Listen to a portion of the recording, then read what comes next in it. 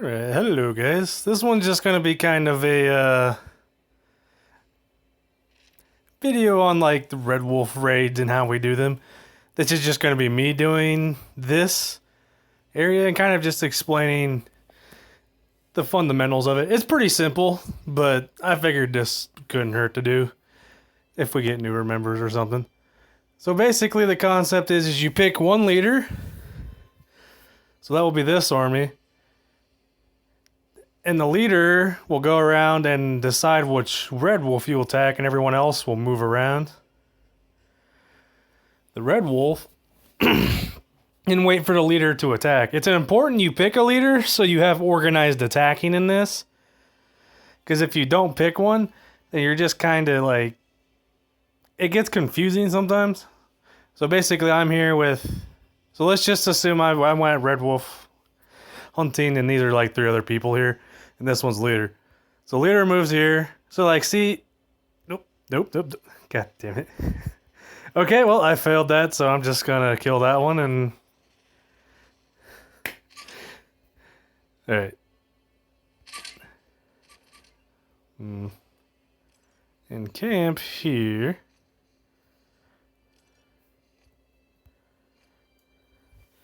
Alright, so let's just... Okay, so we'll just say that was whatever. So now the leader will move into the next spot here, and they're going to get in position, and everyone else will move, you know, like so. Can't quite get that infantry out of there. There we go. Huh. I did not want you gathering. Everything has gone to be a disaster. Get out of there.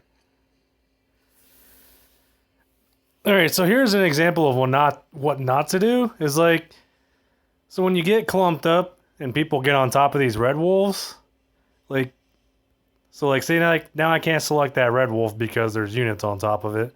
I mean, you can, but by the time, if you have a big group of people, and by the time the Red Wolf dies, like, sure, maybe a leader can get it. It's like, that can, yeah, it's even hard to get it with this. Like, maybe the leader can go in there and attack it, but it's going to be really hard for everyone to attack it because, yeah. Nope. Damn it. So you want to try to position about 2 tiles away from each Red Wolf. So that way whenever everyone positions around the one you're going to target, so let's just say we're going to target this one. So we'll encamp the leader there. And then I'm just going to move all the other ones. Nope, not that one. There for now. So they go there, and that's a good spot to where you'd want to lead everyone from, about there. That might, because you see it's going this way, so it's not going to go in the way. Then everyone else moves here.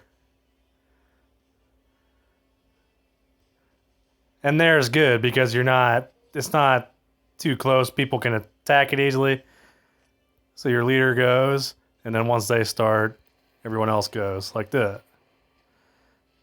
And then you know, kill the Red Wolf pretty fast, and everyone gets XP. Then once that's done, everyone else, the leader will pick a spot. Well, definitely not known for my master game mechanics or anything. Nope.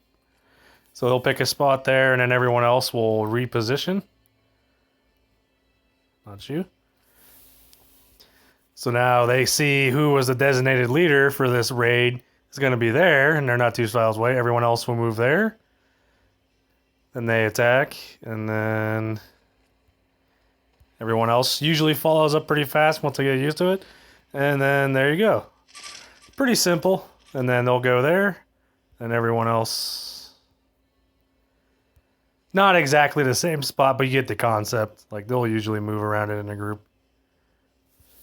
And, I mean, it's pretty basic, honestly, but you'd be surprised the amount of people that fuck it up because they don't follow the the importance of the leader.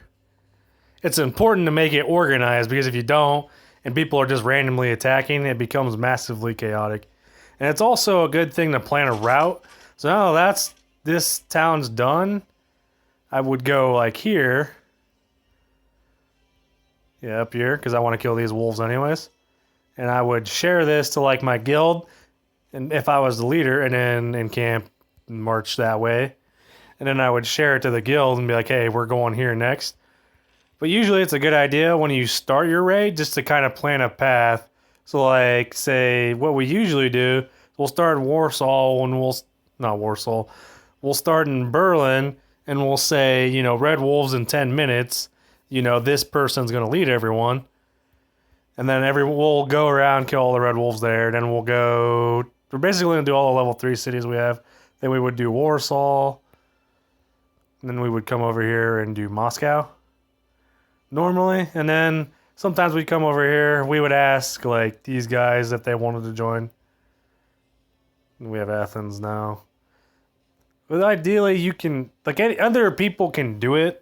Other people from other guilds can do it with you if it's not just your guild alone. The only thing you have to be careful about is you don't have so there's just like this status effect when you attack like a base or something. Oh, I can move that around. When you attack in a base or something where it's basic. So this here is just generic captain no one gives a shit about.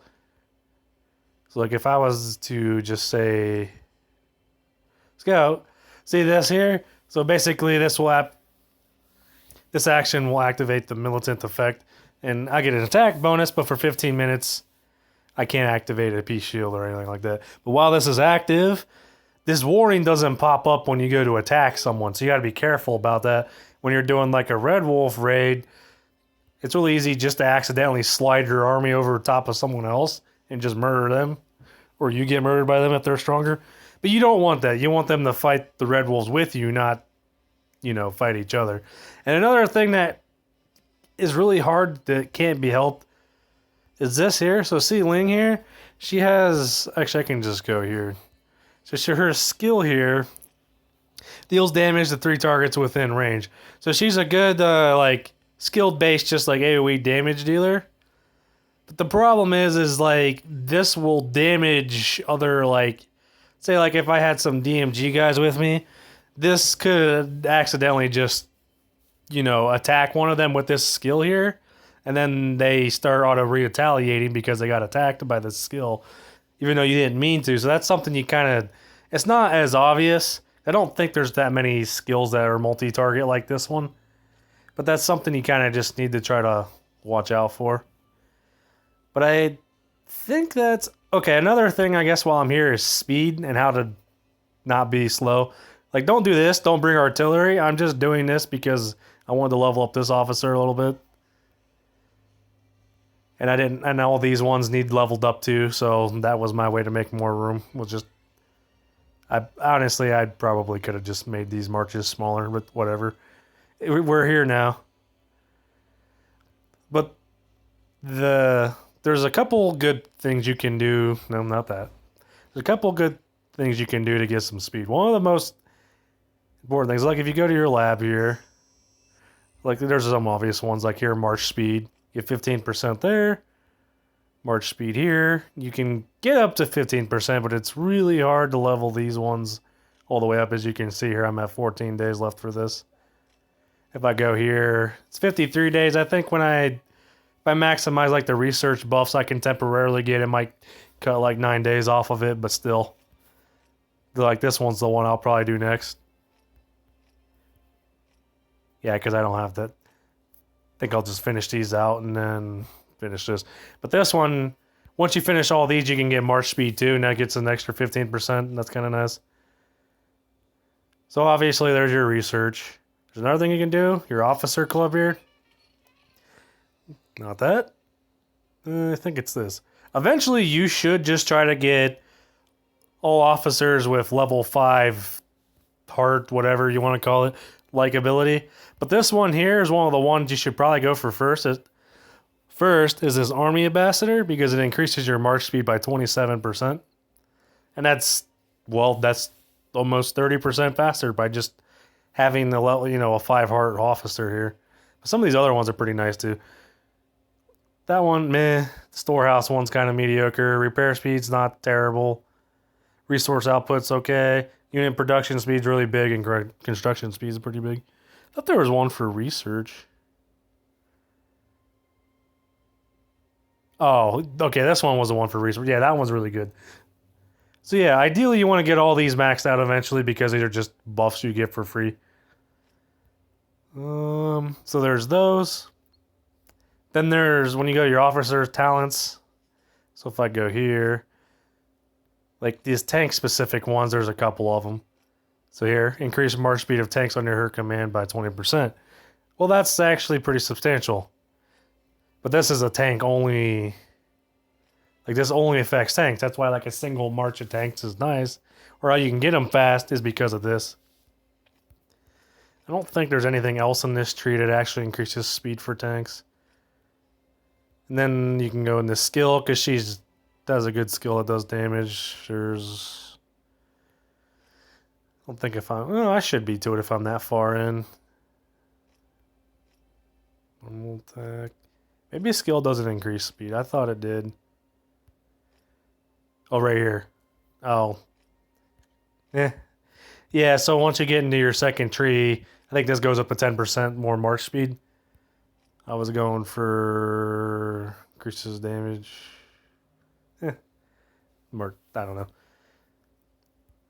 And so you got your talents there. And then another thing is once you get an awakened officer, you can stack these more. So here, I'll go here. So Grace's talents will be in effect because she will be the main officer. She's got this this here. So I'm getting 20% there. And then if I go here, her talents will be activated because she's the awakened secondary one. So that's, that's 40% right there. And I think, okay, there's one more thing. If I can go to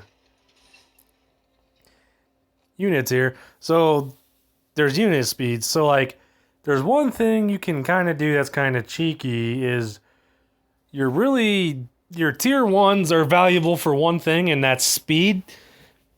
And they're actually very, like, if I run an army of a couple 30 or 60k tier 1 light tanks, it will actually be really fast because as your tiers go up, you slow down. Like, you get more power.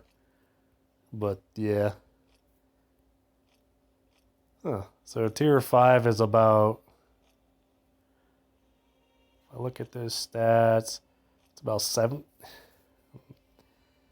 30% stat increase. Interesting. That's just something random I want to look at. But that's the thing, like, if you want a super fast army, you can go off like tier 2s or 3s. If you already have like tier 3s or 2s in your armies, or like in your base, when you send out marches to go like Red Wolf hunting, there's going to be a bunch of people anyways. You can only... Sometimes you can just send just tier 3 units. You really don't need the tier 4s if there's going to be a bunch of people. And you'll go super fast. And then there's one last thing about speed is unit types have a speed. Like certain units are going to be faster than others. So you go here, your infantry, there's no stat. Like it just says slow. Or very slow. Or normal or fast or very fast. But the way it goes is infantry is going to be your fastest. It's always going to be your fastest, like, on level. So infantry tier 4 is going to be the fastest tier 4 unit. Just by default, there's no, if it's even buffs. Then your tanks are your second fastest. Then there's the logic fail of tank destroyers are slower than tanks for some reason. But these are your third slowest units. Usually these will always be the ones that lag behinds. And then artillery is the slowest. There's like very rare few cases you like bring artillery for anything other than like gathering just because it's really slow. It slows you down in its combat. It has a lot of combat negatives with your combat triangle because everything gets a bonus against it. And I think that's about it. So if you want to be super fast, make an army of tier 1 infantry and stack a bunch of speedballs with it, and there you go. All right. Thanks. Bye-bye.